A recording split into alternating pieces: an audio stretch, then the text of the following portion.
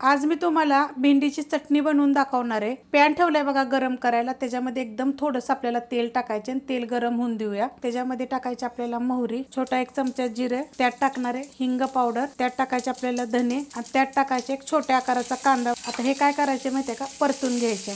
आता त्यात टाकायचे आपल्याला भेंडी आणि ह्याला एक 2 ते 3 मिनिटं मीडियम गॅसवर किंवा फास्ट गॅसवर आपल्याला परतून घ्यायचे। मस्त बघा असे परतून घेतलेले आहे। आता ह्याला मी एका भांड्यामध्ये काढून घेते। एकदम थोडंसं तेल टाकायचे आणि हे तेल पण आपण चांगलं गरम होऊन देऊया। आता त्यात टाकायचे आपल्याला कढीपत्ता, त्यात घेतल्यात बघा या सुकलेल्या मिरच्या आणि 8 ते 9 पाकळ्या लसणाच्या घेतलेल्या आहेत। आता हे पण काय करायचं आपल्याला एक 2 मिनिटं मीडियम गॅसवर जरी परतलं तरी चालेल। तर त्यात टाकायचे एक छोट्या आकाराचं टोमॅटो। आता ह्याला गॅस करणार आहे बंद मी आणि एक 2 मिनिटं मी हे परतून घेणार आहे। आता ह्याला पण मी काढून घेणार आहे। आता हे मिक्सरचं भांडं घेतलेलं आहे, त्याच्यामध्ये आपण टाकून घेऊया। त्याच्यामध्ये टाकायचे आपल्याला चवीप्रमाणे मीठ आणि त्याच्यामध्ये टाकायचे आपल्याला कोथिंबीर आणि ह्याला काय करायचे बंद चालू करून बारीक करून घ्यायचे। मिक्सरला बघा मी फिरवून घेतलेले, बंद चालू करून फिरवून घेतलेले बघा, मस्त अशी चटणी झालेली आहे। अशा पद्धतीत होते।